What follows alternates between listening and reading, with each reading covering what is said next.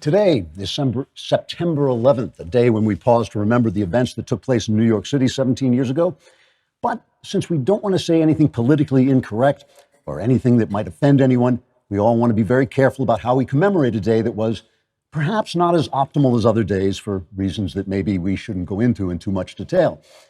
It's very important on a day like this that we don't stir up any prejudices or irrational phobias against people just because they happen to slaughter thousands of innocent Americans without warning.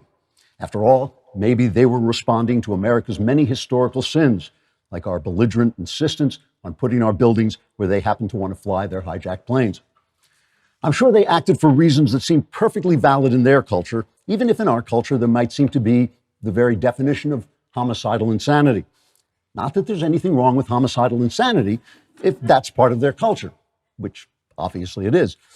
And yes, the people from this perfectly valid, homicidally insane culture may have believed in a different religion than most of us, but who's to say that the way we worship God, by singing hymns and praying, is in some sense better than the way they worship God, by slaughtering innocent people en masse?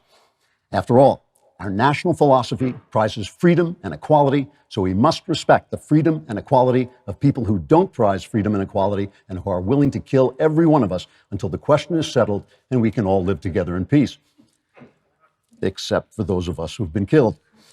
So this September 11th, let's all remember not to remember what we remember, lest we remember something truly offensive, something truly politically incorrect, something truly pro-American, namely the truth. Trigger warning, I'm Andrew Klavan, and this is The Andrew Klavan Show. I feel hunky-dunky, life is tickety-boo.